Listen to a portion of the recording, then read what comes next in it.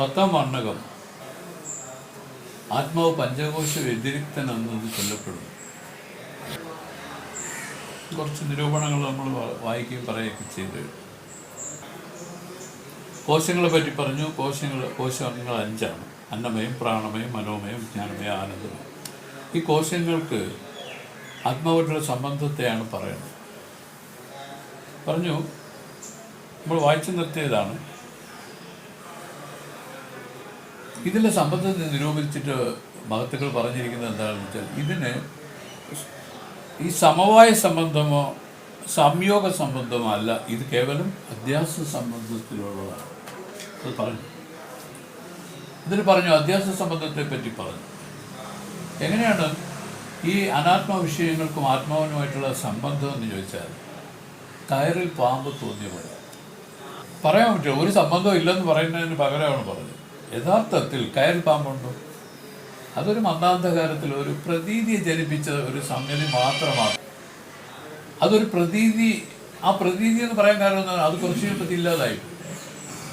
നിലനിൽക്കുന്നതിന് പ്രതീതി എന്ന് പറയില്ല. പ്രതീതി എന്ന് വെച്ചാൽ ഒന്ന് തോന്നി മറഞ്ഞു. അങ്ങനെ നോക്കുമ്പോൾ ഈ സംബന്ധത്തെ എങ്ങനെ പറയാൻ പറ്റും? ഇതിൽ സംയോഗ സംബന്ധമാണോ സമവായ സംബന്ധമാണോ എന്ന് പറഞ്ഞിട്ട് ശ്രുതി അതിനെ നിഷേധിച്ചിട്ട് പറഞ്ഞു, ഇത് കേവലം അധ്യാസ സംബന്ധമാണ്. അധ്യാസ സംബന്ധത്തിൻ്റെ സ്വരൂപം നല്ലപോലെ പറഞ്ഞു. എന്താണ് അധ്യാസ സംബന്ധം വെച്ചാൽ, ആത്മധർമ്മങ്ങളെ അനാത്മാവിൽ ആരോപിച്ചു, അനാത്മാവിൻ്റെ ധർമ്മത്തെ ആത്മാവിലും ആരോപിച്ചു, പരസ്പര അധ്യാസത്തെ ചെയ്തുകൊണ്ട് നിൽക്കുന്ന ഒരു നിലയാണ് നമ്മൾ അനുഭവിക്കുന്നത്. ഇതൊരു വിപരീത അധ്യാസമെന്നും ഇതൊരു വിപരീത ജ്ഞാനമെന്നും ഒക്കെ ഇതിന് പേരുണ്ട്.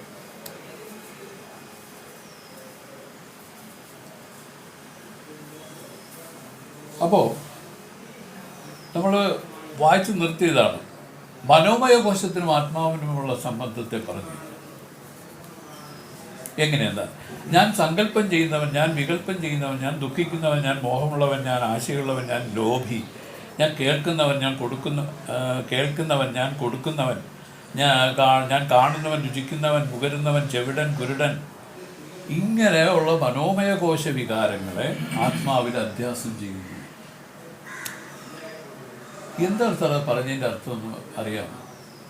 ഞാനെന്ന് പറയുന്നത് അഹമാത്മാ, ആത്മാവിനെയാണ് കുറിക്കുന്നത്. ഞാൻ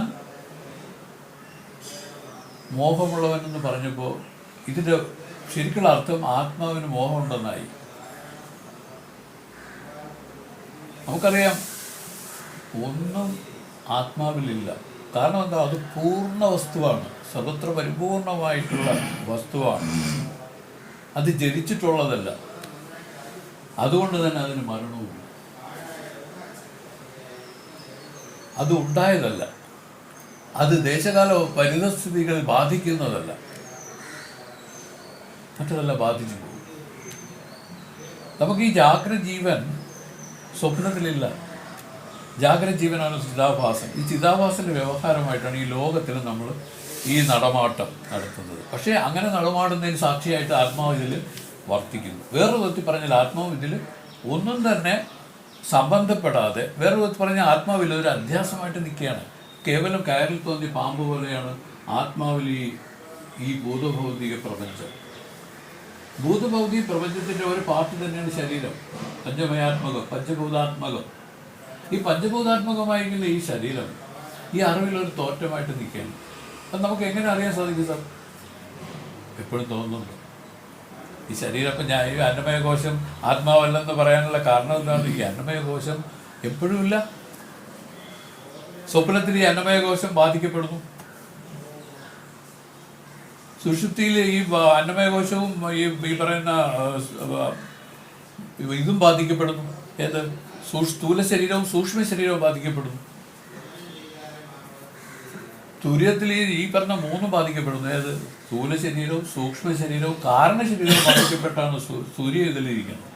ആ തുര്യമാണ് നമ്മളിവിടെ ജ്ഞാനഭൂമി എന്ന് പറഞ്ഞിരിക്കുന്നത്. ഈ ജ്ഞാനത്തിലേക്ക് വന്നാൽ, വേറെ ബുദ്ധി പറഞ്ഞാൽ,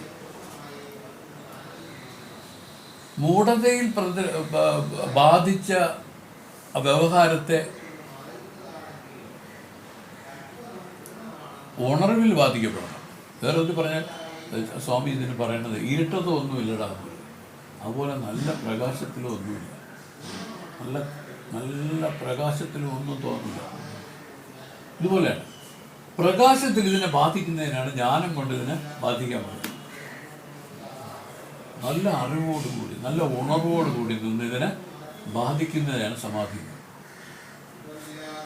ബാധിക്കുക എന്ന് വെച്ചാൽ അത് സ്വാഭാവികമാണ്. ആ സ്വാഭാവികമായിട്ട് ഇതെല്ലാം ഒരു തോന്നലായിരുന്നു എന്നുള്ളത് സമാധി ഏർപ്പെടുന്ന ഒരാൾക്ക് അനുഭവമാണ്. സമാധി വളരെ വിദൂരമായിട്ടുള്ളൊരു സംഗതിയല്ല സാറി പറയുന്നത്. മനസ്സ് എവിടെ നിൽക്കുന്നു അതെല്ലാം ക്ഷണിക സമാധികളാണ്. സ്വാമി പിന്നെയും പറഞ്ഞു, ഒരു വൃത്തി ഉണ്ടായി അത് പ്രബലമായി അത് അവസാനിച്ച് അടുത്ത വൃത്തി ഉണ്ടാകുന്നതിൻ്റെ ഇടയ്ക്ക് ഒരു ഗ്യാപ്പുണ്ട്, അത് സമാധിയാണ്. മനസ്സിലായില്ല? അപ്പോൾ ഈ സമാധി ഇതിന് നിരന്തരം നിൽക്കുകയാണ്. വാസ്തവത്തിൽ സമാധിയേ ഉള്ളൂ. മഹത്തുക്കളെ സംബന്ധിച്ച് എന്താണ്, ഈ വൃത്തിയില്ല, അതുകൊണ്ട് കേവലം സമാധി മാത്രമേ ഉള്ളൂ. വേറൊരർത്ഥത്തിൽ പറയാം, സമമായ ബുദ്ധി സമമായിട്ടിരിക്കും. അതിന് സംബന്ധിച്ച് ഏറ്റക്കുറച്ചിലില്ലാത്ത ബുദ്ധി. ഇതാണ്, ഈ രൂപത്തിലാണ് യഥാർത്ഥത്തിൽ എല്ലാവരും ഇരിക്കുന്നതും. പക്ഷെ എന്ത് ചെയ്യാം, അറിവില്ലായ്മ കൊണ്ട് അല്ലെങ്കിൽ അജ്ഞാനം കൊണ്ട് തന്നെ അറിയാത്തത് കൊണ്ട്, അല്ലെങ്കിൽ പറഞ്ഞാൽ ഈ അധ്യാസത്തിൽ നിന്നുകൊണ്ട് ഈ ലോകം സത്യം, ഇത് സുഖപ്രദം എന്ന് പറയുകയും പിൻതലമുറയെ പഠിപ്പിക്കുകയും ചെയ്തുകൊണ്ട് നമ്മൾ ജീവിക്കുകയാണല്ല. ഇത് തിരുത്തണ്ടേ? ഈ വേദത്തിൻ്റെ ഭാഷ എന്ന് പറഞ്ഞാൽ ഈ സത്യത്തെ വെളിവാക്കാനാണ്. സത്യത്തെ വിളംബരം ചെയ്തുകൊണ്ട് വേദം നിൽക്കുകയാണ്. വേദത്തെ ആരെങ്കിലും നിഷേധിക്കാൻ പറ്റുമോ സാർ? ഈശ്വര പ്രവർത്തനങ്ങളാണ്, ശ്രുതി മാതാവാണ്. ഒരമ്മ ഒരു കുട്ടിയെ നോക്കുന്ന പോലെയാണ് ഈ വേദം ആ ജീവനെ പരിപാലിക്കുന്നത്. ജീവൻ എന്ന് പറഞ്ഞാൽ അതിൻ്റെ കുഞ്ഞാണ്. ഈ പരിപാലനം ഇതിൽ നിരന്തരം നടക്കുകയാണ്. ഈ നീതി ഇതിൽ നിരന്തരം നടക്കുകയാണ്. സാർ ഞാൻ ചോദിക്കട്ടെ, നമുക്ക് കുട്ടിക്കാലത്തുണ്ടായ ഏതെങ്കിലും ഒരു ആഗ്രഹം, ഏതെങ്കിലും ഒരു വൃത്തി ഇപ്പോൾ നിൽപ്പുണ്ടോ?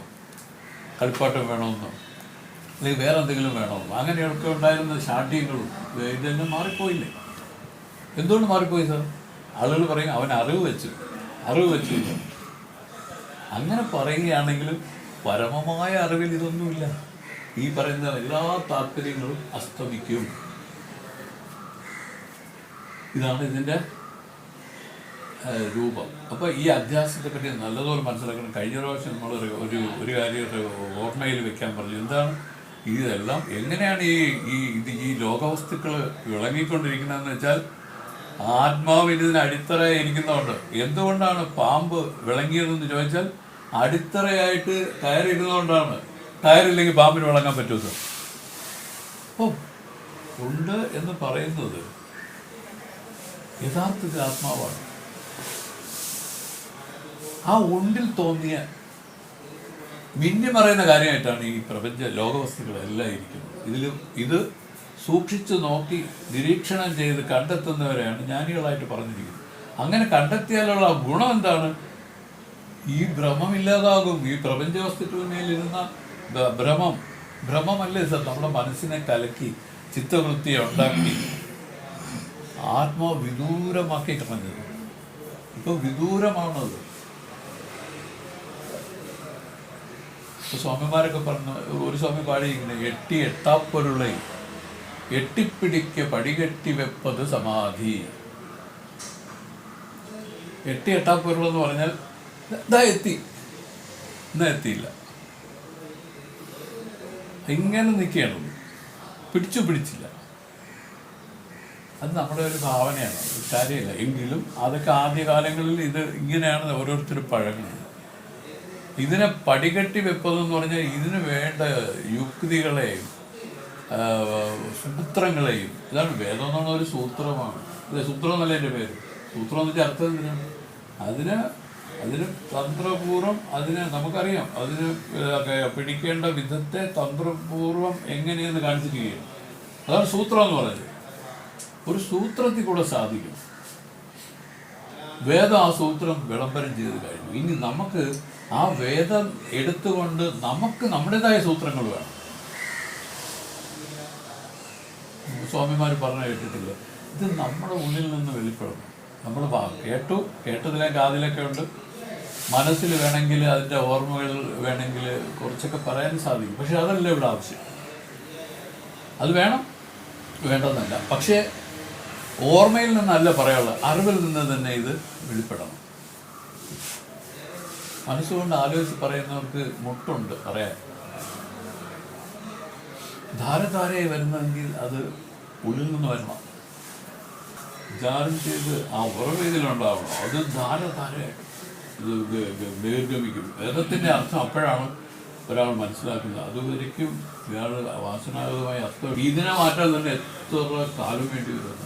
അതുകൊണ്ട് സ്വാമിമാർ നമ്മുടെ സ്വാമിയൊക്കെ പറഞ്ഞിട്ട് ഒന്നിലും ഉറക്കരുത്, ഒന്നിലും ഉറക്കരുത്.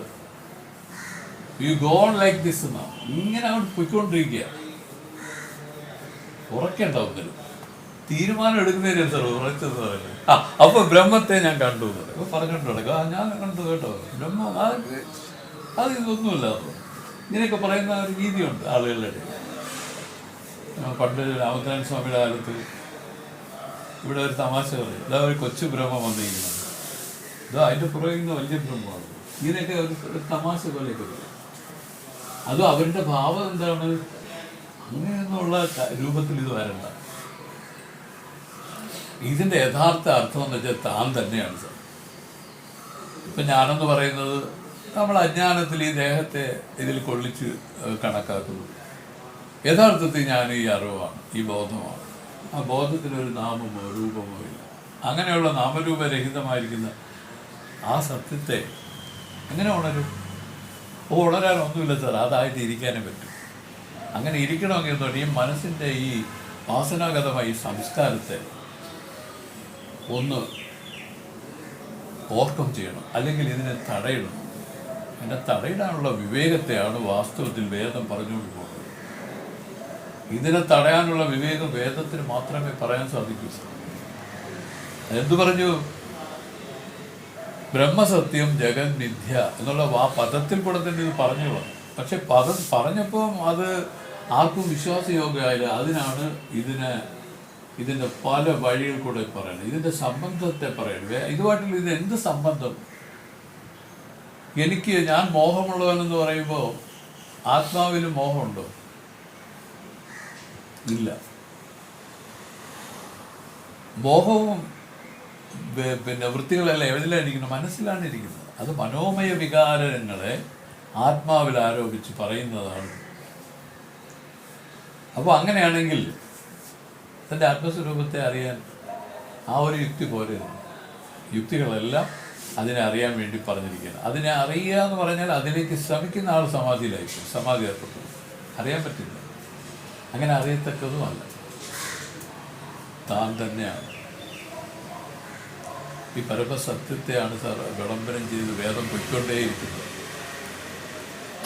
ഒരു വിചാരം ഉണ്ടായി വരണം. ഇത് വേദത്തിൻ്റെ ആകെ കരുത്ത്. ഈ ശ്രവണം കൊണ്ടുള്ള പ്രയോജനം എന്ന് പറഞ്ഞാൽ അഖണ്ഡാകാര വൃത്തി ഉണ്ടാക്കലാണ് ശ്രവണം കൊണ്ട് ഉള്ള പ്രയോജനം. ഈ അഖണ്ഡാകാര വൃത്തി തന്നെയാണ് ആത്മാകാര വൃത്തി. ഇത് തന്നെയാണ് അനാത്മാകാര വൃത്തി നിരോധനം. ഇതെല്ലാം ഒരേ പദത്തെ പല രൂപത്തിൽ പറഞ്ഞിരിക്കുക. അനാത്മാകാര വൃത്തിയുടെ നിരോധനമാണ് വേദത്തിൻ്റെ ഉദ്ദേശം. അനാത്മാകാര വൃത്തി എന്ന് നമ്മളിപ്പോൾ പറയുന്നത് ആത്മാകാര വൃത്തിയായിട്ടിരിക്കുകയാണ്. കാരണം ഇതൊക്കെ ഉള്ളതല്ലേ. ഉണ്ടെന്ന് പറഞ്ഞാൽ ഉള്ളതായിട്ടുള്ളത് ആത്മാവ് മാത്രം. അങ്ങനെയാണെങ്കിൽ ഈ ജഗത്ത് ഉണ്ടെന്ന് തോന്നുന്നത്. അപ്പോൾ ജഗത്ത് ഉള്ളതായിട്ട് കണ്ട് അത് ആത്മാവായിട്ടിരിക്കുകയാണ്. അപ്പോൾ ഈ രൂപത്തിൽ ഈ അധ്യാസത്തെ പറഞ്ഞു തന്ന് ധർമ്മിധർമ്മങ്ങളെ പിരിക്കുന്ന വിധത്തിൽ അറിയാൻ വേണ്ടി പറഞ്ഞ വിവേകമാണ്. എന്ന് മനസ്സിലാക്കിക്കൂടാ. ഇനി വിജ്ഞാനമയ കോശത്തിനും ആത്മാവിന് അന്യോന്യ അധ്യാസം എങ്ങനെയെന്നാൽ ഞാൻ കർത്ത, ഞാൻ ബുദ്ധിമാൻ, ഞാൻ ഊഹമുള്ളവൻ, ഞാൻ സന്ദേഹ നിവൃത്തി വരുത്തിയവൻ, പരലോകങ്ങളിൽ പോകുന്നവൻ, രാഗദ്വേഷമുള്ളവൻ, സ്തോത്രിയൻ, വേദമറിഞ്ഞവൻ, വിരക്തൻ, ഭക്തിമാൻ, ഉപാസകൻ, ജ്ഞാനി ഇവ മുതലായ വിജ്ഞാനമയ കോശത്തിൻ്റെ വികാരങ്ങളെ ആത്മാവിൽ അധ്യാസം ചെയ്യുന്നു. എന്നിട്ട് ആത്മാവിൻ്റെ സച്ചിദാനന്ദങ്ങളെ എൻ ബുദ്ധി ഇരിക്കുന്നു, എൻ ബുദ്ധി വിളങ്ങുന്നു, എൻ ബുദ്ധി പ്രിയമുള്ളത് എന്ന് വിജ്ഞാനമയ കോശത്തിനും അധ്യാസം ചെയ്യുന്നു. ഇങ്ങനെ വിജ്ഞാനമയ കോശത്തിനും ആത്മാവിനും അന്യോന്യ അധ്യാസം ഇരിക്കുന്നു. ഇങ്ങനെയാണ് വിജ്ഞാനമയ കോശത്തിനും ആത്മാവിനുമുള്ള സംബന്ധം. ഇത് പരസ്പര അധ്യാസം എന്നുള്ളത് നല്ല ഓർമ്മിച്ചോ. സ്വാമി പറഞ്ഞു ലോകം വിളങ്ങുന്നു എന്ന് പറയുമ്പോൾ അതിൻ്റെ അടുത്ത് താൻ വിളങ്ങുന്നു എന്നാണ്. ഇതിൻ്റെ എല്ലാം ഉൾട്ട എടുത്തോട്ട് ഉണ്ടെന്ന് പറയുന്നത് താൻ ഉണ്ടെന്നുള്ളതാണ് പറഞ്ഞിരിക്കുന്നത്. ഇങ്ങനെ വിപരീതമായ ഒരു പ്രോസസ്സ് ഇതിൽ അജ്ഞാനം കൊണ്ട് വന്നതാണ്, ജ്ഞാനം കൊണ്ടതില്ലാതെ. ആ ജ്ഞാനം എന്ന് പറഞ്ഞാൽ എന്താണ്? താൻ ഉള്ളതുപോലെ അറിയണതാണ്. വേറെ ഒന്ന് പറഞ്ഞാൽ താൻ ഈ ദേഹമോ ഈ അന്നമയ കോശമോ ഈ പ്രാണമയ കോശമോ ഈ മനോമയ കോശമോ വിജ്ഞാനമയ കോശമോ ആനന്ദമയ കോശമോ അല്ല. ഇതിന് വ്യതിരിക്തമാണ്. ഇത് വ്യതിരിക്തമായിട്ടാണ് ഈ ആത്മാവിരിക്കുന്നത്. പറഞ്ഞില്ലേ, 4 പ്രധാനപ്പെട്ട വഴികളാണ് തുറന്നിരിക്കുന്നത് വേദം. അതിലൊന്ന് ശരീരത്രയ വിലക്ഷണൻ. ഈ ആത്മാവ് എങ്ങനെ ഇരിക്കുന്നു എന്ന് ചോദിച്ചാൽ പറയുന്നത് ശരീരത്രയ വിലക്ഷണനാണ്. 3 ശരീരം, സ്ഥൂല സൂക്ഷ്മ കാരണ ശരീരം. രണ്ടാമത് പറഞ്ഞു അവസ്ഥാത്രയ സാക്ഷ്യം. നമുക്ക് വരുന്ന ജാഗ്രത, സ്വപ്നം, സുഷുപ്തിയുള്ള 3 അവസ്ഥ. ഈ 3 അവസ്ഥകളിലും ആത്മാവ് എങ്ങനെ ഇരിക്കുന്നു? ഇതിന് സാക്ഷിയായിട്ടിരിക്കുകയാണ്. ഇതിന് സംബന്ധപ്പെട്ട ആൾ സാക്ഷിയായിട്ടിരിക്കുന്നു, ഇതിനെ അറിയുന്നവൻ കാണുന്നവനായിട്ടിരിക്കുകയാണ്. മൂന്നാമത് പറഞ്ഞു പഞ്ചകോശ വ്യതിരിക്തൻ. ഇതാണ് നമ്മളിപ്പോൾ വായിക്കുന്നത്. കോശങ്ങൾക്ക് വ്യതിരിക്തമായാണ് ആത്മാവ് ഇരിക്കുന്നത്. വേറെ ഒന്ന് പറഞ്ഞാൽ ഈ കോശം ആത്മാവല്ല. കോശം എന്ന് പറഞ്ഞാൽ അതിലെ വികാരങ്ങളെയാണ് കോശം എന്ന് പറഞ്ഞിരിക്കുന്നത്. ഇപ്പം വിജ്ഞാനമയ കോശത്തിൻ്റെ വികാരങ്ങൾ പറഞ്ഞ എന്താണ്? ബുദ്ധി. എൻ്റെ ബുദ്ധി ഇരിക്കുന്നു, ഞാൻ ബുദ്ധി വിളങ്ങുന്നു, എൻ്റെ ബുദ്ധി പ്രിയമുള്ളത് എന്ന് വിജ്ഞാനമയ കോശത്തിന് അധ്യാസം ചെയ്യുന്നു. ഈ രൂപത്തിലാണ്. അപ്പം ഇതിൽ എൻ്റെ ബുദ്ധി ഇരിക്കുന്നു എന്ന് പറയുമ്പോൾ എന്നെന്ന് പറഞ്ഞത് ആത്മാവിനെയാണ്, ആത്മാവിൻ്റെ ബുദ്ധി എന്നായി. അപ്പോൾ പറയണേ ഇത് വിജ്ഞാനമയ കോശ വികാരമാണ് ബുദ്ധി. പക്ഷേ ഇതിൽ ആത്മാവിൽ ആരോപിക്കുന്നത് അജ്ഞാനം കൊണ്ടാണ്, ഒരു വിപരീത ജ്ഞാനം കൊണ്ടാണ് അങ്ങനെ വന്നിരിക്കുന്നത്. ഇതിനെ നല്ല ബോധപൂർവ്വം തെളിഞ്ഞാൽ മതി. അതിനെന്ത് ചെയ്യണം? ഏകാന്തത്തിൽ ഇത് നല്ല നിരൂപണം ചെയ്തിരിക്കണം. ഇത് ഒരു സ്വാമി വിരക്തിയെ പറ്റി വലിയ ക്ലാസ് എടുത്തു. ഞങ്ങളെ കേട്ടോ, വലിയ ആൾക്കാരാണ്. എന്നാലും ഇത്ര വിരക്തി എന്ന് പറഞ്ഞാൽ ആർക്കുണ്ടാവും? ഒരു ജ്ഞാനിക്ക് മാത്രമേ ഉണ്ടാവും. വൈരാഗ്യ സിദ്ധ്യർത്ഥം. വൈരാഗ്യ ജ്ഞാന സിദ്ധ്യർത്ഥം എന്ന് ആരെങ്കിലും പറയുന്നു? ഇല്ല. എന്തുകൊണ്ടാണ്? വൈരാഗ്യ സിദ്ധ്യർത്ഥം എന്ന് പറഞ്ഞു. ജ്ഞാനം ഉണ്ടെങ്കിലേ വൈരാഗ്യമുള്ളൂ. അതിനു മുമ്പ് വരുന്ന വൈരാഗ്യമൊക്കെ ശ്മശാന വൈരാഗ്യം, പ്രസൂതി വൈരാഗ്യം, ഇങ്ങനെയുള്ള വൈരാഗ്യമേ ഉള്ളൂ. ആ വൈരാഗ്യം ആത്മസാക്ഷാത്കാരത്തിന് യോജിച്ചതല്ല. പിന്നെ എങ്ങനെയുള്ള വൈരാഗ്യമാണ്? തന്നെ ചിന്തിക്കുക, ആത്മാവിനെ കുറിച്ച് വിചാരം ചെയ്യുന്ന സമയത്തുണ്ടാകുന്നൊരു വൈരാഗ്യമുണ്ട്. കാരണം മറ്റു വിഷയങ്ങളിലേക്ക് മനസ്സ് പോകുന്നില്ല, ബലാത്കാരമായി തടഞ്ഞതല്ല, സ്വാഭാവികമായ ഒരു വിരക്തി അതിലുണ്ട്. ഈ വിരക്തിയാണ് വാസ്തവത്തിലുള്ളത്, മറ്റതല്ല. ഒരാൾ പറയുന്നത് ഞാൻ ഇനി ഊണ് കഴിക്കില്ല, അതൊരു വിരക്തിയാണ്. എത്ര സമയം പറ്റുന്നു? ഒരാൾ പറഞ്ഞു ഞാൻ ഇനി ശ്വാസോച്ഛ്വാസം ചെയ്യില്ല, അത് വിരക്തിയാണ്. അങ്ങനെയുള്ള വിരക്തികളല്ല ഇവിടെ പറഞ്ഞത്. വിരക്തി എന്ന് പറഞ്ഞാൽ തന്നെ അർത്ഥം തൻ്റെ ആത്മസ്വരൂപത്തെ ചിന്തിച്ചിരിക്കുന്നതോട് ചേർന്ന് ഈ ലോകവിസ്മരണം ഇതിൽ വരണതാണ്. പിന്നെ കുറച്ചൊക്കെ പഴകാം. കാരണം എന്ന് വെച്ചാൽ അതും പറഞ്ഞിട്ടുണ്ട്. അത് വിരക്തി എന്ന് പറയുന്നത് നമ്മുടെ വിഷയങ്ങളിൽ ദോഷദൃഷ്ടി കണ്ട് പഴകണം എന്ന് പറയുന്നുണ്ട്. പക്ഷെ അതെല്ലാം പൂർവശങ്ങളാണ്. ദോഷദൃഷ്ടി കണ്ട് പഴകണം. ആ ദോഷദൃഷ്ടി എന്താണ്? നമുക്കിവിടെ ദോഷദൃഷ്ടി കാണാം. എൻ്റെ ആത്മസാക്ഷാത്കാരത്തിന് തടസ്സമാണിത്. ആ രൂപത്തിൽ ചിന്തിച്ച് അതിനോടുള്ള മമത, അല്ലെങ്കിൽ അതിനോടുള്ള താല്പര്യം ഇല്ലാതാക്കി. എന്തിനങ്ങനെയൊക്കെ പോകണം? ആത്മസാക്ഷാത്കാര രൂപത്തിൽ ഇതിൽ വിചാരം സ്വാമിയുടെ ഭാഷയിൽ ഉണ്ടാവിട്ടാൽ മതി. അതാണ് ചിന്താൻ. അതിൽ വിചാരം ഉണ്ടായാൽ മതിയല്ല. അതില്ലേ വിചാരമറ്റതിനാല് ഇത് വിചാരം ഉണ്ടാകുന്ന പറഞ്ഞാൽ നമ്മൾ വിചാരിക്കുന്ന മനസ്സിൻ്റെ സങ്കല്പങ്ങളല്ല വിചാരം എന്ന് പറഞ്ഞത്. ഇതിൽ ഒരു സംഭവം വരും. അതെങ്ങനെയാണ്? നിരന്തര ശ്രവണം കൊണ്ട് ഈ വിചാരം ഇതിൽ ഉൽപ്പന്നമാകും. അതാണ് പറഞ്ഞത്. വിചാരം ഇപ്പം ആർക്കും ഇല്ലെന്നാണ് പറഞ്ഞത്. ബുദ്ധിക്ക് 2 ഫംഗ്ഷൻ ഉണ്ട്, അതിൽ ഒരു ഫംഗ്ഷൻ ഇല്ല ഇപ്പം. ബുദ്ധിയുടെ 2 ഫംഗ്ഷൻ ഏതൊക്കെയാണ് കൃഷ്ണ? അറിയുക എന്നൊരു ഫംഗ്ഷൻ ബുദ്ധിയുടെ, വിചാരിക്കുക എന്നുള്ളൊരു ഫംഗ്ഷനും ബുദ്ധിയുടേതാണ്.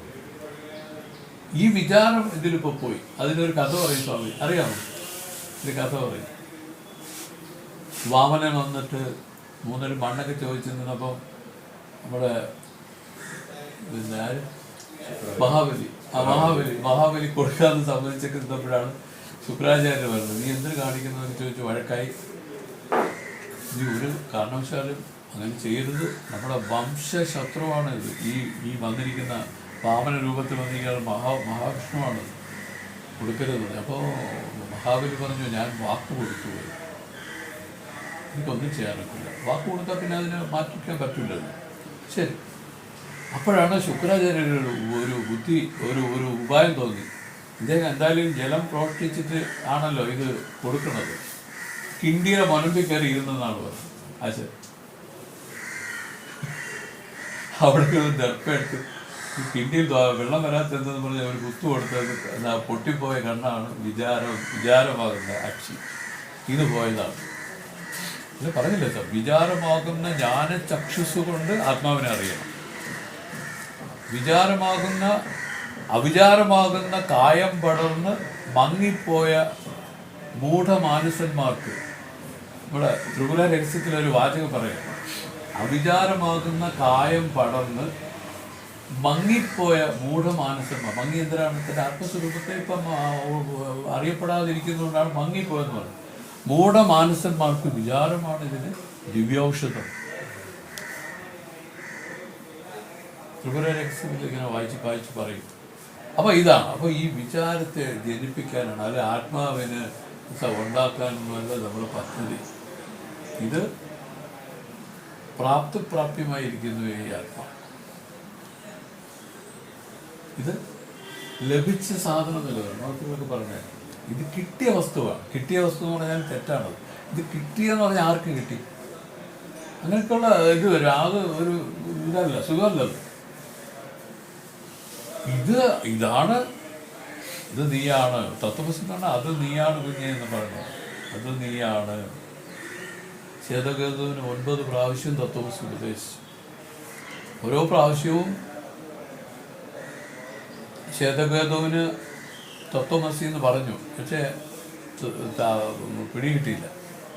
പിന്നെയും 9 പ്രാവശ്യം ഉപദേശിച്ചു ഉദ്ധാലക മഹർഷി. ആ 9ാമത്തെ പ്രാവശ്യം പിന്നെ വാക്മൗനമായി സംശയരഹിതമായ ബ്രഹ്മാത്മ നിശ്ചയം ഉണ്ടായി.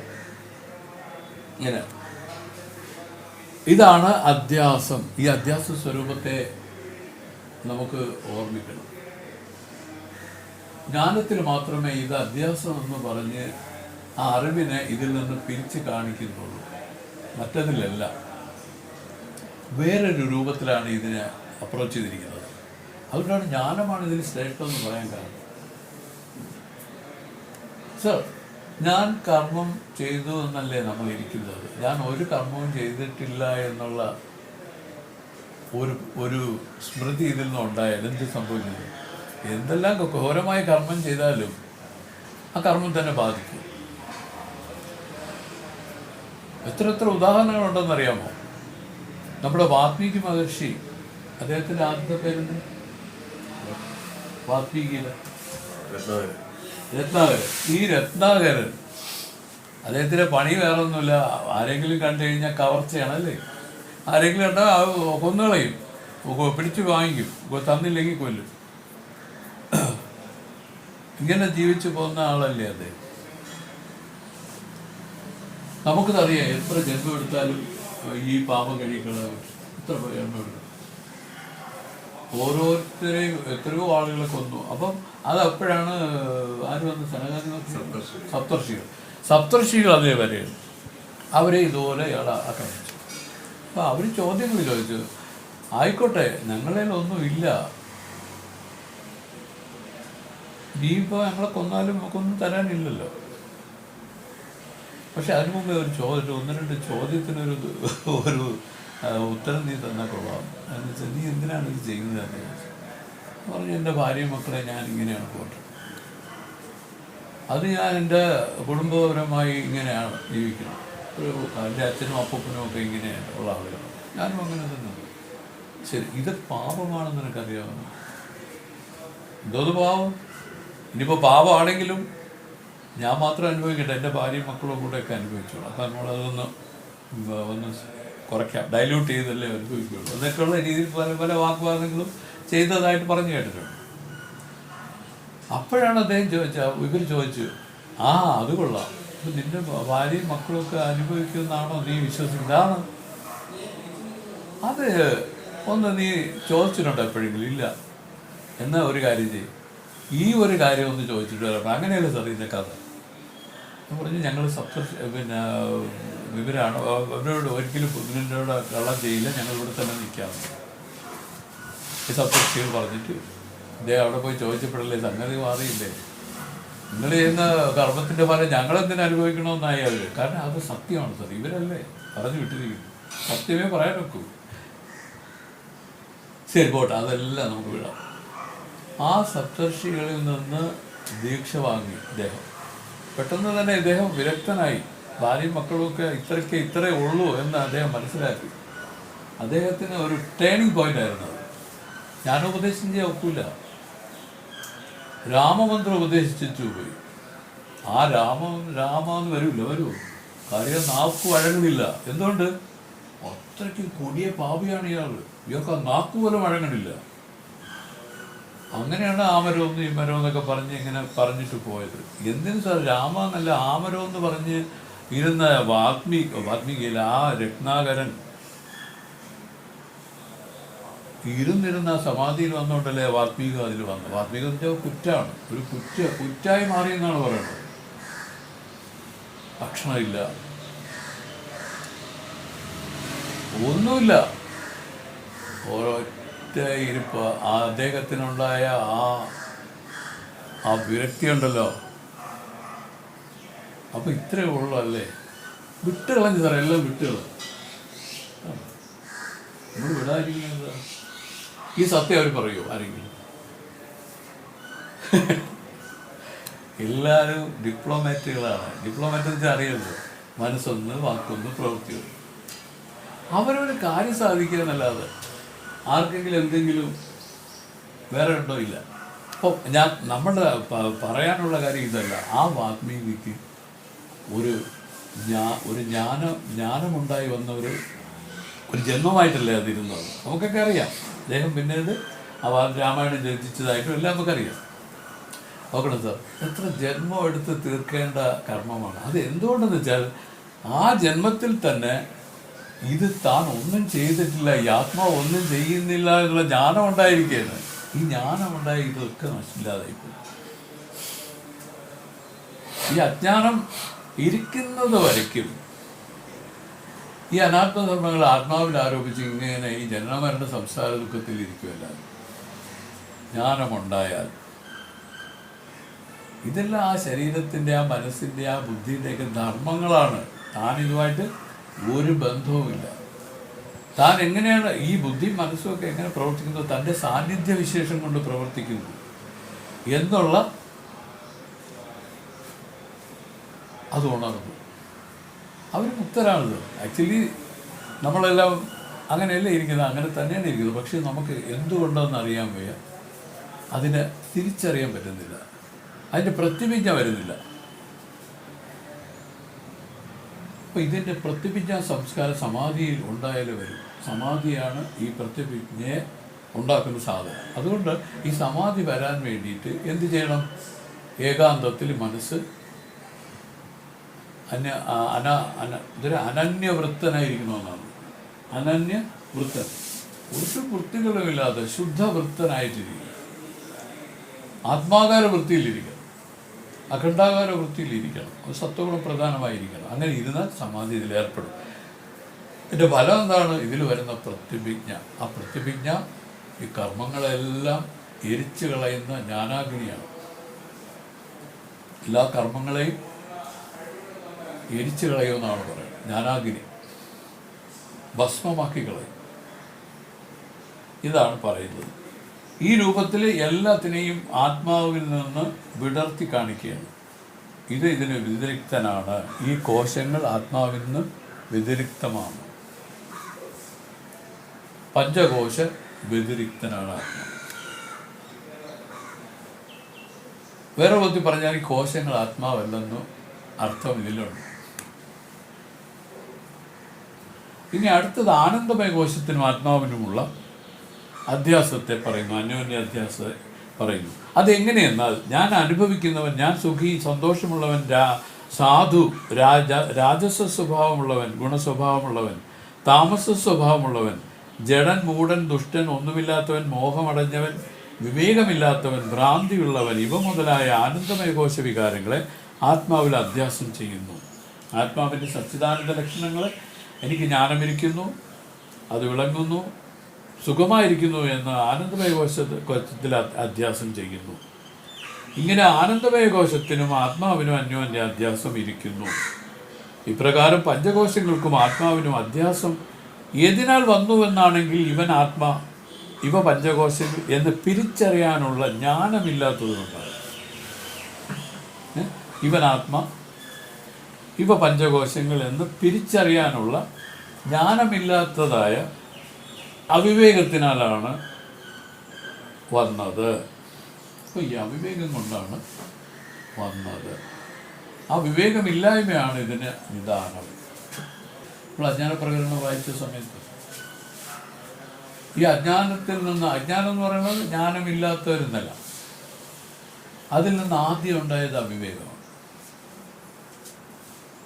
അവിവേകത്തിൽ നിന്ന് അഭിമാനം, അഭിമാനത്തിൽ നിന്ന് രാഗദ്വേഷാദികൾ, രാഗദ്വേഷാദികളിൽ നിന്ന് കർമ്മം, കർമ്മത്തിൽ നിന്ന് ശരീരം, ശരീരത്തിൽ നിന്ന് സർവത്ര ദുഃഖം. ഈ ദുഃഖമെല്ലാം അനുഭവിക്കുന്നതിൻ്റെ കാരണം എന്താണ്? നമ്മൾ മൊത്തത്തിൽ ചിന്തിച്ചാൽ ആ വിവേകമില്ലാത്തതാണ്. പറയുന്നു, കേവലം വിവേകമില്ലാത്തതാണ് ഈ ദുഃഖാനുഭവത്തിൻ്റെ കാരണമായിരിക്കുന്നത്. അതുകൊണ്ട് എന്ത് ചെയ്യണം? ആ വിവേകം കൊണ്ട് ആ വിചാരത്തെ ഉപയോഗപ്പെടുത്തി ആ വിവേകത്തെ ഇതിൽ വൃത്തിപ്പെടുത്തിയാൽ മതി. എന്ത് സംഭവിക്കും? ആ അജ്ഞാനം മാറി ജ്ഞാനമായി മാറും. ദൃഷ്ടി ജ്ഞാനമയും കൃത്വ. നമ്മുടെ ഇപ്പോഴത്തെ ദൃഷ്ടി അജ്ഞാനമയമായിരിക്കുന്ന ദൃഷ്ടിയാണ്. അതിനാണ് ഇതെല്ലാം സത്യം. ജ്ഞാനമയമായി വരുന്നാൽ എന്ത് സംഭവിക്കുന്നത്? ഇതെല്ലാം വസ്തുക്കളില്ലാത്തതാണ്, ഇല്ലാത്തതെന്നോ ഉള്ളതെന്നോ എന്ന് പറയുന്നതിൽ പ്രസക്തിയില്ല. അതിൽ അപ്പുറമാണ് ഇത് സംബന്ധിച്ചുള്ള ഭ്രമമില്ലാതെ പോയി, ഇത് സംബന്ധിച്ചുള്ള സങ്കല്പങ്ങൾ ഇല്ലാതായിപ്പോയി, വൃത്തികളില്ലാതായിപ്പോയി. ശാന്തമായ മനസ്സ്, ഇങ്ങനെ ശാന്തമായ ആ മനസ്സിനെ ഇതിൽ കൊണ്ടുവരാൻ ജ്ഞാനത്തെ പോലെ ഇത്ര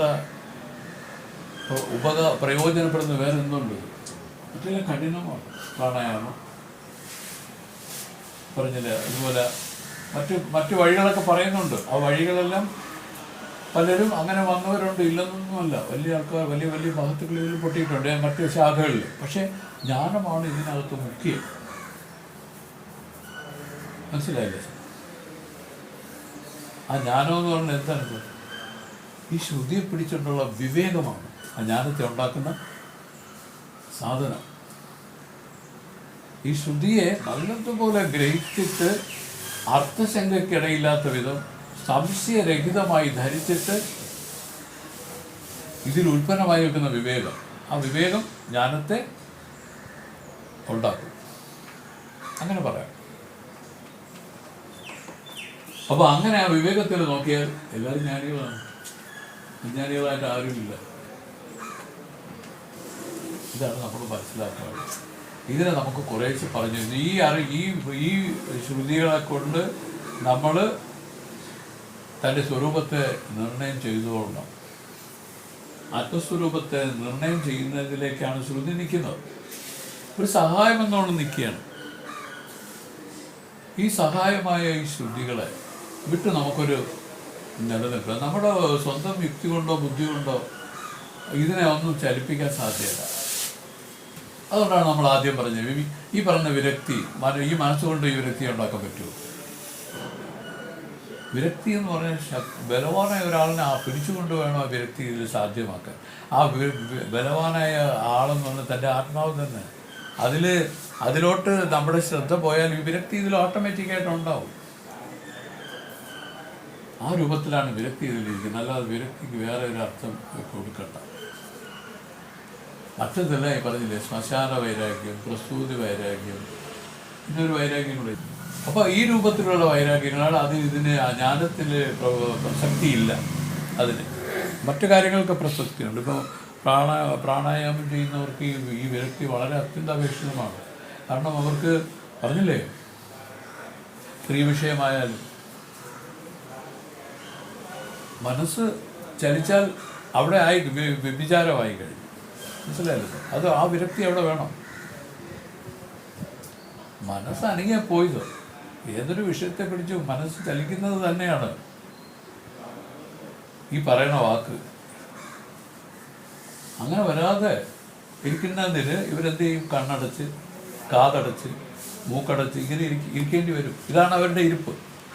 ജ്ഞാനത്തിന് അതില്ല. കാരണം വസ്തുചിന്തനം, ആത്മചിന്തനം. നമ്മുടെ രമണ ഭഗവാൻ എവിടെയെങ്കിലും വിരക്തിയെ പറ്റി പറഞ്ഞു? ഏതെങ്കിലും ഒരു സ്ഥലത്ത് വിരക്തിയെ പറ്റി പറഞ്ഞില്ല. അദ്ദേഹത്തിന് പറയാനുള്ളത് ഞാൻ ആരാണെന്ന് അവലോകനം ചെയ്തിരിക്കുക. ഒന്നും പറഞ്ഞില്ല. സാധന ചതുഷ്ട സമ്പത്തിയെ പറ്റി പറഞ്ഞു ഇല്ല, പറഞ്ഞില്ല. തന്നെക്കുറിച്ച് ചിന്തിച്ച് ഇരിക്കാൻ പറഞ്ഞു. അതെങ്ങനെ? വേദത്തിൻ്റെ എയ്ഡ് വേണം. വേദം പറഞ്ഞിരിക്കണേ, നീ ഈ കാണപ്പെടുന്ന ഒന്നും നീയല്ല, ഇതെല്ലാം കേവലം വിഷയങ്ങളാണ്. അങ്ങനെ നോക്കുന്ന പക്ഷം, ദൃക്കും ദൃശ്യവുമായിട്ട് എടുക്കുന്ന പക്ഷം നീ ദൃക്കാണ്, നീ ദൃക്രൂപനാണ്. നീ അങ്ങനെയുള്ള ആ ദൃക്രൂപനായി തന്നെ അറിയാനുള്ള വഴി എന്തിനാണ്? ഈ ദൃശ്യങ്ങളെ വെച്ചുകൊണ്ട് തന്നെ ലക്ഷണാവൃത്തിയിൽ നോക്കിക്കാണൽ തന്നെ. പല ഭാഗങ്ങളിലും പറഞ്ഞ ദൃശ്യ വിസ്മരണം തന്നെയാണ് ഇതിൽ മർമ്മം. നാമരൂപ വിസ്മരണം. വിസ്മരിക്കാൻ ആരെങ്കിലും എന്തെങ്കിലും ചിലവുണ്ടത്? ഓർമ്മിക്കാതിരിക്കും. അതിനെപ്പറ്റി ചിന്തിക്കുന്നില്ല. ഒരു ശബ്ദസ്പർശം രൂപരവസ്ഥ ഗന്ധങ്ങളിൽ കൂടെ ഇത് വന്നാലും അത് നമ്മളതിനെ ഒരു താല്പര്യമില്ലാത്ത നിലയിൽ അത് പ്രഭാവത്തിൽ വരില്ല. അങ്ങനെ പോകും. അങ്ങനെ തീർന്നാണ് ഇത് ചെയ്യേണ്ടത്. ഇതാണ് ആനന്ദമയഘോഷ വികാരങ്ങളെ ആത്മാവിൽ അധ്യസിച്ചു കൊണ്ടിരിക്കുന്ന ഒരു നില. പറഞ്ഞു, ഈ ആത്മാവിനും പഞ്ചകോശങ്ങൾക്കും ആത്മാവിനും അധ്യാസം ഏതിനാൽ വന്നു എന്നാണെങ്കിൽ ഇവൻ ആത്മാ, ഇവൻ പഞ്ചകോശങ്ങൾ എന്ന് തിരിച്ചറിയാനുള്ള ജ്ഞാനമില്ലാത്തതായ അവിവേകത്തിനാൽ വന്നത്. എന്നാൽ കോശങ്ങളുടെയും ആത്മാവിൻ്റെയും വിവേകം എങ്ങനെയെന്നാൽ, ലോകത്തിൽ പശു, പുത്ര, കളത്ര, മിത്ര, ഗൃഹദാന, ധനധാന്യങ്ങളെപ്പോലെ ഇത് എൻ്റെ ശരീരം, ഇത് എന്നോട് പ്രാണൻ, ഇത് എൻ്റെ മനസ്സ്, ഇത് എൻ്റെ ബുദ്ധി, ഇത് എൻ്റെ അജ്ഞാനം എന്നിവകളായ ഇത് എന്നുടേത് എന്നുള്ള ബുദ്ധി വിഷയമായിരിക്കുന്നതിനാൽ ശരീരം മുതലായ രൂപമായിരിക്കുന്ന പഞ്ചകോശങ്ങൾ ആത്മാവാകുകയില്ല. നമ്മൾ പറയുന്നത് അങ്ങനെയാണ്. എൻ്റെ ബുദ്ധി, ഇതെൻ്റെ ബുദ്ധി, എൻ്റെ മനസ്സ്. എന്നാലും ഞാനിതിന് വ്യത്യസ്തപ്പെട്ട് തന്നെയാണ് നിൽക്കുന്നത്. എൻ്റെ ശരീരം, ഞാൻ ശരീരമെന്നാരും പറയുന്നില്ല, ഞാൻ മനസ്സെന്ന് പറയുന്നില്ല. പക്ഷെ ഇവിടെ വന്നിരിക്കുന്നത് ഈ അധ്യാസമാണ്. ഈ അധ്യാസം വന്നതിൻ്റെ കാരണം അവിവേകമാണ്. ഇതിൻ്റെ കാരണം ഇത് ശരിക്കും വിവേചിച്ച് നോക്കാനുള്ള സാമർഥ്യമില്ല. ഈ വിവേചനം ഇതിൽ വരണമെങ്കിൽ എന്ത് വേണം സർ? സത്വഗുണ പ്രധാനമാവണം. അതിനാണ് പറഞ്ഞത് അഖണ്ഡാകാര വൃത്തി ഇതിൽ വരണം. മനസ്സ് സത്വഗുണ പ്രധാനമാകണം. അതാണ് അഖണ്ഡാകാര വൃത്തി. ഇത് തന്നെയാണ് ആത്മാകാര വൃത്തി. അതിൻ്റെ ഉപായമാണ് നമ്മൾ പറഞ്ഞത്. എന്താണ്? എപ്പോഴും മനസ്സ് ശുദ്ധമാക്കി വെച്ചുകൊണ്ടിരിക്കുക. ഈ ഡിപ്ലോമസിയൊക്കെ വിട്ടുകളയാൻ പറഞ്ഞു.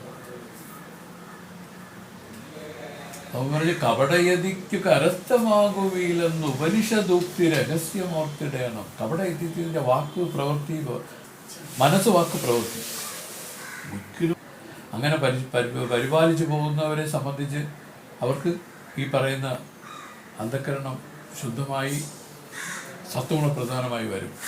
കുറച്ച് കാലം എടുത്തു. അതുകൊണ്ട് വാക്കും പ്രവൃത്തിയും എല്ലാം വളരെ ശ്രദ്ധിക്കണം. മനസ്സല്ലേ, മനസ്സ് അനാദി വാസന സംസ്കാരത്തിൽ ഇങ്ങനെ ഇതിൻ്റെ മുമ്പ് കിടന്ന് കളിക്കുകയാണ്. ഈ കളിക്കുന്നതിന് അവൻ്റെ കൂടെ അനുകൂലം ചെയ്ത് നിൽക്കരുത് ഒരാൾ. അവനെ വിമർശിച്ചുകൊണ്ട് നിൽക്കണം, അല്ലേ? ആ മനസ്സിൻ്റെ ഓരോരുത്തരും അവരവരുടെ ക്രിട്ടിക്സ് ആവണമെന്ന് പറയും, അല്ല ഇംഗ്ലീഷിലും പറയും അവർ. നമുക്ക് നമ്മുടെ ഒരു ക്രിട്ടിക്സ് ആവാൻ പറ്റും, വേറൊരാളുടെ ക്രിട്ടിക്സ് അല്ല. നമ്മളെ തന്നെ ശോധിക്കണം. എന്താ പറയുക സാറേ? വിമർശിക്കണം. വിമർശനം ആർക്ക് പറ്റും? തന്നെ വിമർശിക്കാൻ പറ്റുള്ളൂ. അപ്പം എനിക്കിരുന്ന് മുരളി വിമർശിക്കാനുള്ള അധികാരമില്ല. ആർക്കും ആരെയും വിമർശിക്കാൻ ഒരധികാരവും ഇല്ല ലോകത്ത്. ഇപ്പം എല്ലാം ഓരോ കർമ്മജന്യമായി വന്നിരിക്കുന്ന ഒരു സംസ്കാരം പേറി ആത്മാവ് ഇരിക്കുന്നതല്ലേ. എല്ലാത്തിനും അടിത്തറ എന്താണ്? ഈ ആത്മാവ്. അതിനറിയാത്തത് കൊണ്ട് ആ കർമ്മജന്യമായി വന്ന സംസ്കാരത്തിൽ അവർ അഭിമാനിക്കുകയും അതിൽ സുഖദുഃഖങ്ങൾ അനുഭവിക്കുകയും ചെയ്തുകൊണ്ട് ജീവിതം നയിക്കുകയാണ്. തന്നെ അറിഞ്ഞുപോയല്ലോ സർ. ഇതൊരു വിനോദമായി മാറി. മഹത്തുക്കൾക്കിത് വിനോദമാണിത്. ശ്രീകൃഷ്ണ ഭഗവാൻ മനുഷ്യരൂപം എടുത്ത് അവതരിച്ചല്ലോ. അദ്ദേഹത്തിന് എല്ലാം എന്തായാലും ഒരു സീരിയസ് കാര്യമാണ്. എല്ലാം ഒരു വിനോദമാണ്. ആചാര്യ പറയുന്നത്, എന്നാലും ഈ 5 ഭർത്താക്കന്മാരുണ്ടായിട്ടും എന്നെ അവർക്ക് രക്ഷിക്കാൻ സാധിച്ചില്ലല്ലോ. വസ്ത്രാക്ഷേപം ചെയ്ത സമയത്തെ കൃഷ്ണ ഭഗവാൻ കരഞ്ഞു ചിരിച്ചോ? വാസ്തവത്തില് എന്തെങ്കിലും പറയാനുണ്ടോ? പക്ഷെ അറിവില്ലാത്തത് കൊണ്ട് ഇങ്ങനെ ഒരു വിലാപം ഇതിലങ്ങനെ നിൽക്കില്ല, അല്ലേ? അർത്ഥം വേറെയാണ്. എന്നാലും ഞാൻ അതിൻ്റെ വാച്യാർത്ഥത്തെയാണ് ഓർമ്മിച്ച് വിവേകത്തെ ഇവിടെ പറഞ്ഞത്. കാരണം ഇതെല്ലാം ഈ കൃഷ്ണന്റെ ലീലയല്ലേ. ആ കൃഷ്ണൻ ആര്? തൻ്റെ ഉള്ളിൽ ആത്മസ്വരൂപമായിരിക്കുന്നു. കൃഷ്ണൻ നമ്മളെ വെളിയിലിരിക്കുകയാണ്. താൻ തന്നെയാണ് കൃഷ്ണൻ. ഇതെല്ലാം അത് ലീലയാണെന്ന് കാണുന്ന ആ ഒരു ബുദ്ധിക്ക് ഇതൊന്നും തന്നെ ബാധിക്കുന്നില്ല സാർ. ബാധിക്കുന്നില്ലെങ്കിൽ എന്താണ്? താൻ ആത്മസ്വരൂപം നില തന്നെയാണ്. സുഖദുഃഖ ദ്വന്ദ്ങ്ങളില്ലാത്ത നില. അവർ പറഞ്ഞു വേറൊക്കെ അവർ പറയുന്ന ആനന്ദപരവശമായ നില. ആനന്ദം എന്ന് പറയുന്നത് സുഖവും ദുഃഖവും ദ്വന്ദ്മായിട്ട് ഈ ആനന്ദത്തിൻ്റെ 2 ദ്വന്ദ്ഭാവങ്ങളാണ്. വാസ്തവത്തിൽ ഇതിൽ സ്ഥായിയായിരിക്കുന്നത് ആനന്ദമാണ് എന്നാണ് അവരുടെ ഇത് സംബന്ധിച്ചുള്ള പ്രവചനം. അങ്ങനെ ആനന്ദം, അപ്പോൾ നമ്മൾ വിചാരിക്കും സുഖവും ദുഃഖവും വികാരമുള്ളതാണ്. അപ്പോൾ അങ്ങനെയാണെങ്കിൽ നിർവികാരമായിട്ട് ഇതിലൊരു സാധനമുണ്ട്, അത് ആനന്ദമാണ്. അവിടെ നിന്ന് തന്നെ വികാരമായിട്ട് പൊട്ടണത് എന്ന് നമ്മൾ മനസ്സിലാക്കുക. അപ്പോൾ എന്താണ് ഈ ജ്ഞാനമില്ലാത്തത് കൊണ്ടാണ്, അതായത് ഈ അവിവേകം കൊണ്ടാണ് ഇതിൽ തങ്ങളിലൊരു ബന്ധം ഇവിടെ ഉണ്ടെന്ന് തോന്നിയിരിക്കുന്നത്. ആത്മാവിനും പഞ്ചകോശങ്ങൾക്കും തങ്ങളിലുള്ള ബന്ധം കേവലം അവിവേകം കൊണ്ട് തോന്നിയതാണ്. വിവേകം കൊണ്ട് ഇല്ലാതാക്കാമെന്നുള്ള അർത്ഥമാണ് പറഞ്ഞത്. ആ വിവേകമാണ് ശ്രുതികൾ നമുക്ക് തന്നുകൊണ്ടിരിക്കുന്നത്. ഇതിൽ ഏതെങ്കിലും ഒരു വിവേകത്തെ പിടിച്ച ഒരാൾക്ക് താൻ മുക്തൻ എന്നുള്ള പ്രതിവിജ്ഞയെ ഉണ്ടാക്കാം. ഈ ആത്മാവ് നിത്യ ശുദ്ധ മുക്ത രൂപമാണെന്ന് മനസ്സിലാക്കാൻ അറിയാം. അതിന് വേണ്ടതെന്താണ്? ചില കാര്യങ്ങളുണ്ട്, അതെല്ലാം ഇതിൽ കൊള്ളിച്ച് നല്ല അധികാരികളാണ്. പക്ഷെ പ്രശ്നങ്ങളുണ്ട്. ആ പ്രശ്നങ്ങൾ നമുക്ക് കുറ്റം പറയാമോ സാർ? നമുക്ക് ആരെങ്കിലും കുറ്റം, അതാണ് പറഞ്ഞ ആരെയും വിമർശിക്കാനായിട്ടുള്ള അവകാശം ആർക്കും ഇല്ല. അവരവരെ വിമർശിക്കാം, ക്രിട്ടിസൈസ് ചെയ്യാം. ഈ ക്രിട്ടിസിസം തന്നിൽ ആരാണോ നടത്തുന്നത് അവൻ ജ്ഞാനിയാണ്, അവരാണ് രക്ഷപ്പെടുന്നത്. ഭക്തികൾ പറയുന്നത് ആ മനസ്സിനെ ഇങ്ങനെ നോക്കിക്കൊണ്ടിരിക്കും, അവൻ്റെ ആഹാ കൊള്ളാ. അതിൻ്റെ ഓരോരോ കാര്യങ്ങൾ സാർ, അതിൽ വരുന്ന സാധനങ്ങളും ഇതിനെ ഇങ്ങനെ കണ്ടുകൊണ്ടിരിക്കും. ഇതാണ് സ്വാമി മാതാവിൻ്റെ സ്വാമി ഒരിക്കൽ നമ്മളെ അനിക്കുട്ട ഇവിടെ വരുമായിരുന്നല്ലോ, ചവറിൽ അനിക്കുട്ട. അവൻ 2 ദിവസം വന്നില്ല. സ്വാമിക്കാണെങ്കിൽ ആ പ്ലാവിൻ്റെ ഒരു കമ്പ് വെട്ടിയിടണം. സ്വാമിക്ക് ഒരു രക്ഷയില്ല, യുവനോട്ട് വരുന്നുമില്ല. അങ്ങനെ വന്ന് ഒരു ദിവസം അവിടെ വന്നപ്പോൾ എടാ നീ എവിടെയായിരുന്നു? 2 ദിവസം കൊണ്ട് ഞാൻ നിന്നെ നോക്കിക്കൊണ്ടിരിക്കണം. അർദ്ധരാത്രിയൊക്കെയാണ് മോളിൽ കയറി വെട്ടണ കൊച്ചെറിയ പ്ലാവിലെ വീണത് ചവറാണ്. സ്വാമിക്ക് ഇഷ്ടമല്ല. സ്വാമി ഉണ്ടായിരുന്നെങ്കിൽ ഒരൊറ്റ മരം അവിടെ നിൽക്കില്ലായിരുന്നു. അറിയാമോ ആർക്കെങ്കിലും? ഒരൊറ്റ മരം നിൽക്കില്ല സ്വാമി ഉണ്ടെങ്കിൽ. സ്വാമിന് ചവറ് വീഴും. ദിവസവും അങ്ങനെ വായിക്കൊണ്ടിരിക്കാം. ഒക്കെ മുറിച്ച് പാഴ്വൃക്ഷങ്ങളെല്ലാം മുറിച്ച് തള്ളിയാണ്. അപ്പോൾ അവ പറഞ്ഞു സ്വാമി ഇന്നലെ ഞാൻ ഒരു സിനിമയ്ക്ക് പോയി സ്വാമി എന്ന് പറഞ്ഞു. എവിടെ പോയതാന്ന് ചോദിച്ചതിന് മറുപടി സ്വാമി ഒരു ചിരിയും ചിരിച്ചിട്ട് പറഞ്ഞു, അവിടെ ഉള്ളിൽ നടക്കുന്ന ഈ സിനിമ വിട്ടിട്ട് നീ വേറെ സിനിമ കാണാൻ പോയാടാ. അത് ഉള്ളിൽ നടക്കുന്ന സിനിമ ഏത് സാർ? നമുക്ക് പിടികിട്ടില്ല അന്ന്. ഇതിനെ കണ്ടുകൊണ്ട് രസിച്ചിരുന്നൂടെ? അതല്ലേ നമുക്ക് പറഞ്ഞിട്ടുള്ളതല്ലേ? അതാണ് വിനോദം. അപ്പോൾ എൻ്റെ ശരീരം മനസ്സ് എന്നൊക്കെ പറഞ്ഞതല്ല എന്താണ് ഇത്?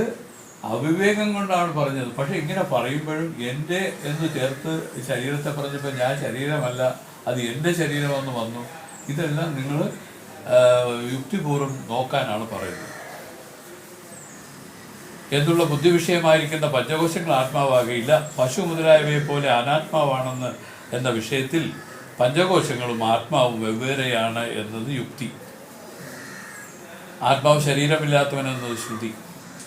പശു മുതലായവയുടെ വൃത്തിക്ഷയം മുതലായ വികാരങ്ങൾ അവയുടെ യജമാനനായ ദൃഷ്ടാവിന് എങ്ങനെ തൊടുന്നില്ലയോ അങ്ങനെ ശരീരം മുതലായ പഞ്ചകോശങ്ങൾ അവയുടെ ദൃഷ്ടാവായ ആത്മാവായ തന്നെ തൊടുകയില്ല എന്നത് അനുഭവം.